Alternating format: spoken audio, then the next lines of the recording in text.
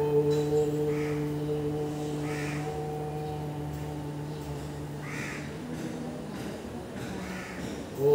गुरु ब्रह्मा गुरु विष्णु गुरुदेव महेश्वर गुरुरेव परब्रह्म तस्मै श्री गुरुवे नमः।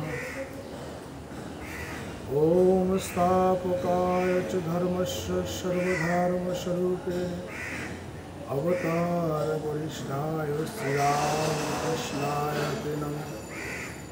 जननीं शरदां देवीं रामकृष्णं जगद्गुरुं पादपद्मे दयो स्थित्वा प्रणमामि मुहुर्मुहुः। ओम ब्रह्मणदेवाय गोब्राह्मणहिताय च जगद्धिताय कृष्णाय पतिताय नमो नमः। हे कृष्ण करुणा सिंधु दीनबंधु जगत्पते ओम हे सर्वपिता कांत राधा कांत नमोस्तुते। ओम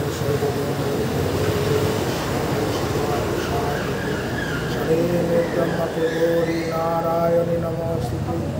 ओम जयंती मंगला काली भद्रकाली कपालिनी दुर्गा शिवा समाधात्री सहा सदा नमोस्तुते। যে কথা হচ্ছিল যে পুনরুজ্জীবন শ্রীমৎ স্বামী বিবেকানন্দের কথা, যে আমাদের পুনরুজ্জীবন ঘটাতে হবে, অর্থাৎ আমাদের যে আত্মজ্ঞান লাভ করতেই হবে, এই জন্য পৃথিবীতে আসা, তার জন্য আমাকে সচেষ্ট হতে হবে। যখন আমরা দেখব যে আমাদের আত্মজ্ঞান লাভের জন্য অন্তরটা ফেটে যাচ্ছে, অতএব আর কিছু ভালো লাগছে না, যতক্ষণ না নিজেকে জানতে পারছি যে আমি কে, আমি কোথা থেকে এসেছি, কোথায় যাব। এত শাস্ত্র পড়েছি, এত শাস্ত্র শুনেছি, পাতার পর পাতা। আমরা মঠ মন্দিরে সব জায়গায় যাই, কিন্তু কোথাও গিয়ে একদণ্ড বসতে পারি না, সর্বদা কারোর না কারোর সমালোচনা নিয়ে থাকি। আমরা এসেছি কোথায়? এই পৃথিবীতে কিসের জন্য? আত্মজ্ঞান লাভের জন্য। তাই আত্মজ্ঞান লাভ যতক্ষণ না হচ্ছে, ততক্ষণ যেন আমরা আত্মতৃপ্তিতে না ভুগি, আমরা আত্মতুষ্টিতে ভুগি। আমরা সর্বদা মনে করি ঠাকুরকে একটু পুজো করলাম, বাজার থেকে পচা কলা এনে যেটা একটু ভালো আছে সেটা ভগবানকে দিলাম, আর সারাক্ষণ বিষয়ে আশায় চিন্তা করলাম। এই জন্য পৃথিবীতে আসা নয়। এটাই শ্রীমৎ স্বামী বিবেকানন্দ বলেছেন পুনরুজ্জীবন, অর্থাৎ আমাকে আত্মজ্ঞান লাভের জন্য পৃথিবীতে এসেছে। তাই ঠাকুর শ্রীরামকৃষ্ণ বলছেন খুব সহজ করে যে মনুষ্য জীবনের উদ্দেশ্য হচ্ছে একমাত্র ঈশ্বর লাভ। এবার এই ঈশ্বর লাভ কী করে হবে, তাকেই শ্রীমৎ স্বামী বিবেকানন্দ বলছেন আরও সহজ করে পুনর্জীবনের উপায়। অর্থাৎ আমাকে আত্মজ্ঞান লাভ করতে হবে, ঈশ্বর লাভ করতে হবে। এবার কতগুলো পথ আছে আমরা সেটাও জানি, সেটাও শুনেছি, যে সব কিছু এই যেমন এই কামাখ্যা মন্দির আসার জন্য অনেকগুলো পথ আছে। যে পথ দিয়েই তুমি আসো না কেন, তোমাকে উদ্দেশ্য যদি থাকে কামাখ্যা মন্দির, তোমার কোনোদিনও পথ ভুল হবে না। হারিয়ে গেল, অন্য গলিতে ঢুকে গেল, কামাখ্যা মন্দির তুমি কাউকে জিজ্ঞাসা করে অবশ্যই আসতে পারবে। তাই আমাদের যদি উদ্দেশ্য যদি ঠিক থাকে যে আমাকে আত্মজ্ঞান লাভ করতে হবে, আমাকে ঈশ্বর লাভ করতে হবে, ঈশ্বর দর্শন করতে হবে, তাহলে আমরা অবশ্যই আত্মজ্ঞানের জন্য আমাদের অন্তর তখনই কেঁদে উঠবে, এছাড়া না। যেমন আমার মানিব্যাগ থেকে যদি 10 টাকা হারিয়ে যায়, আমি সারাক্ষণ ওই 10 টাকার কথা চিন্তা করি, হায় রে 10 টাকা হারিয়ে গেল, এই 10 টাকা থাকলে আমি কত কী করতে পারতাম। সেইরূপ আমরা যদি ভেতরটা যদি অন্তরটা ফেটে যায় যে আমি কে। একজনকে প্রশ্ন করা হচ্ছে আপনি কে, বলছে আমি ডাক্তার। বলছে ওটা তো আপনার পেশা। বলছে তাহলে আমার নাম অমুক অমুক। বলছে ওটা তো আপনার বাবা মা কেউ দিয়েছে, আপনি কে? ডাক্তার বলছে অদ্ভুত প্রশ্ন, আমি শুনেছি এর আগে, কিন্তু আপনার মতো কেউ এরকম হিট করেনি। যে না হিট করেনি, না হিট করেছে, আপনার বুকটা এত বড় পাষাণ হয়ে গেছে যে আপনি নিজে শুনতে পাচ্ছেন না।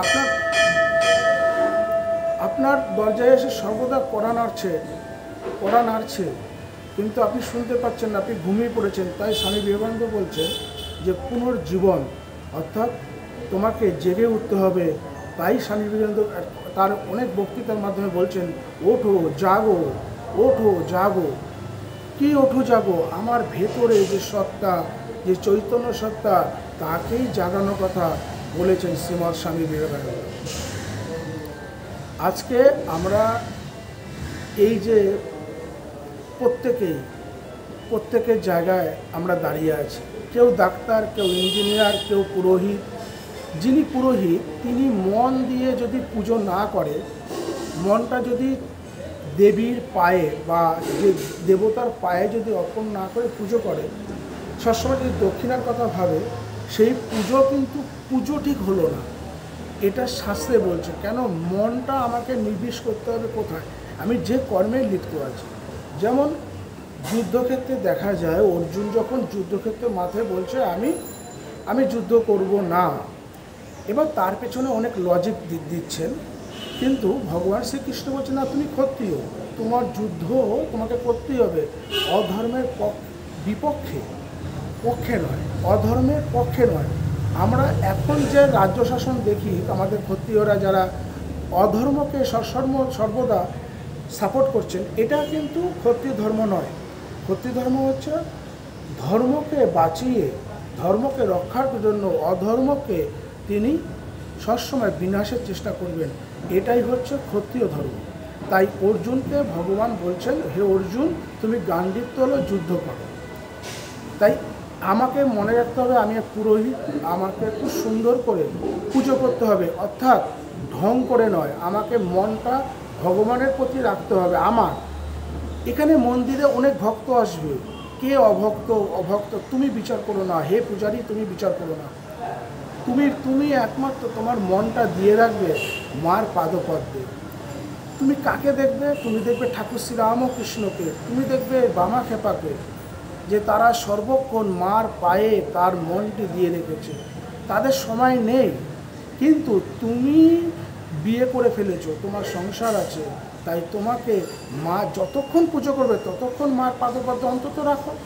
কিন্তু সেই সময় যদি তুমি ভূজ্যের কথা চিন্তা করো, যে ভূজ্য তোমাকে প্রদান করা হয়েছে, এই বাবা আলু কম দিয়েছে, পটল কম দিয়েছে, এই ভূজ্যের দিকে মন না দিয়ে তুমি পুজোটা করো। তো কে 500 টাকা দিল, কে 2000 টাকা দিল, তার বাড়ি ছুটছো না। তুমি যদি পুজোকে ভালোবাসো, দক্ষিণা সে যাই সামর্থ্য মতো বিক্রি করে, তুমি পুজো করবে, তুমি পূজারী। আর সাধুরা সর্বদা ঈশ্বরী কথা বলবে, এটাই স্বাভাবিক। আর গৃহস্থরা যখন সময় পাবে তখন এসে মন্দিরে বসবে, তারা দুটো ঈশ্বরী কথা শুনবে, এটাই হচ্ছিল গৃহস্থদের কাজ।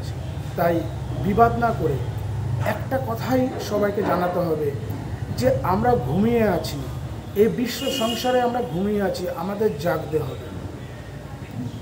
খুব সুন্দর বারাসাতে একটি পোস্টার দেখছিলাম, হিন্দু জাগরণ মঞ্চ।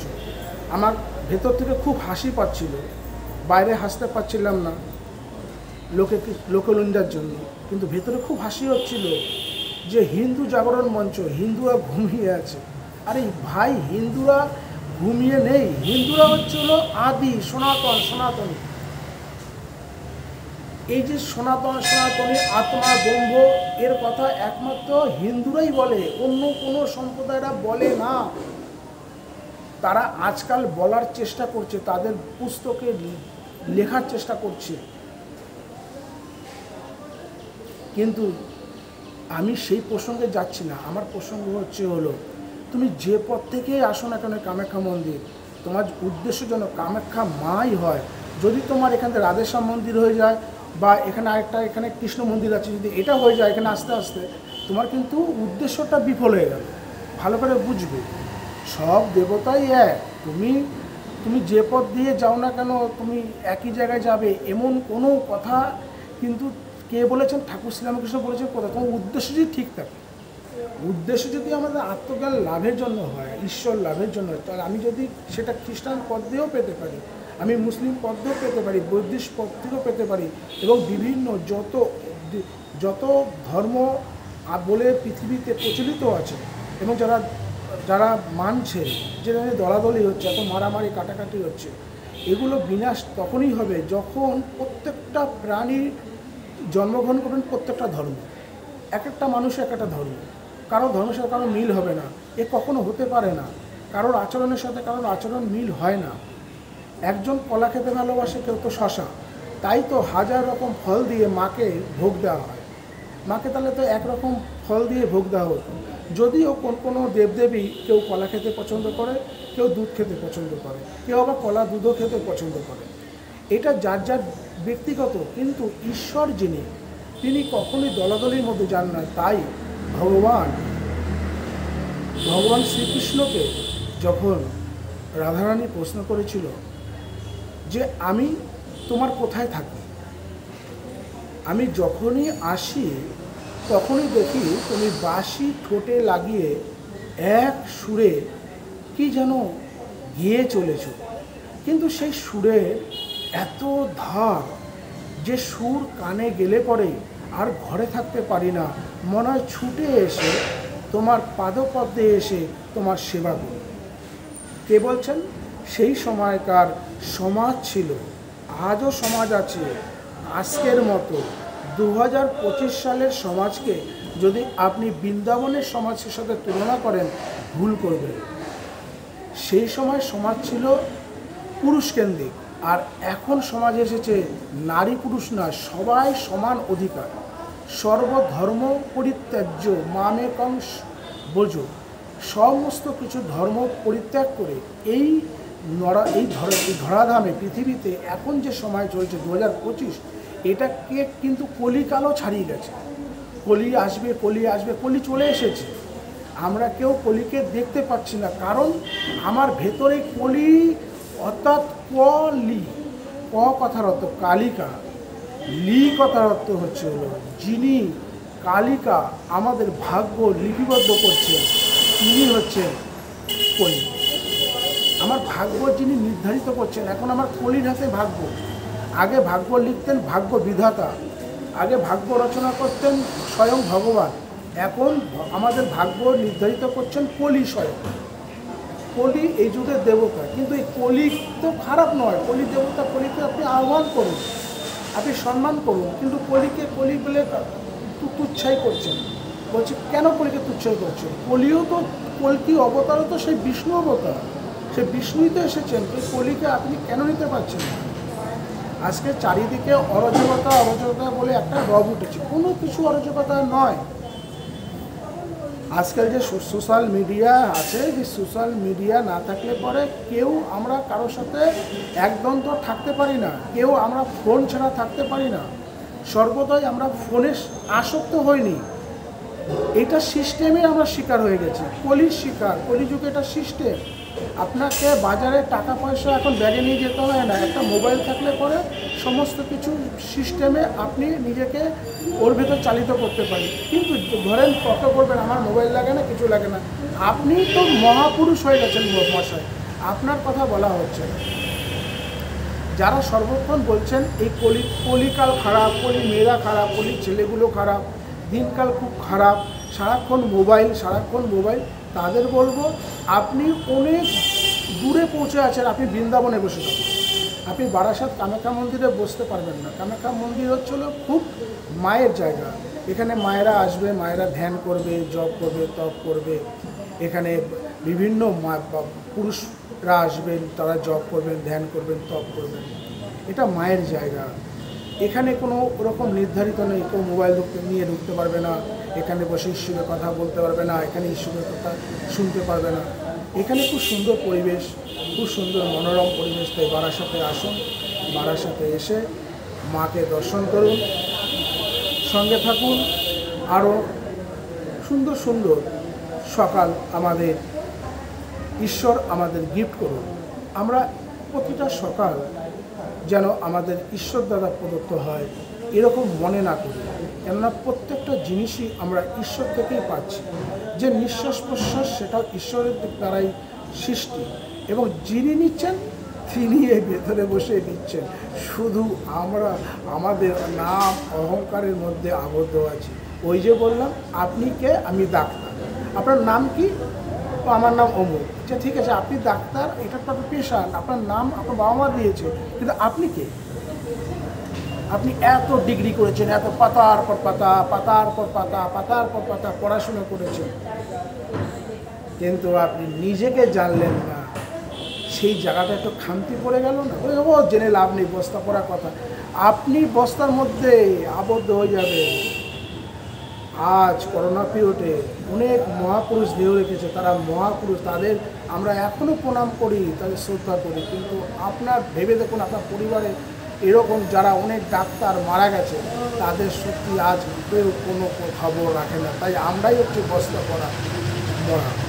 তাই ভগবানকে লাভ করুন, ঈশ্বরের কথা শুনুন, ঈশ্বরের কথা বলুন, আত্মজ্ঞানের লাভের জন্য সচেষ্ট হন। কেননা ভগবান শ্রীকৃষ্ণ বারবার তিনি দেহ ধারণ করে আসছেন। সর্বধর্ম পরিত্যাজ্য মামেকং ভজ। সমস্ত কিছু আমরা যেন ত্যাগ করে আমাদের ধর্ম ঠিক করি। আমাদের ধর্ম একটাই, ভগবানের ভজনা করা, আত্মজ্ঞান লাভের জন্য চেষ্টা করা, ঈশ্বর লাভের জন্য চেষ্টা করা। হরি ওম তৎসৎ, হরি ওম তৎসৎ, হরি ওম শান্তি শান্তি শান্তি। ওম হরি ওম।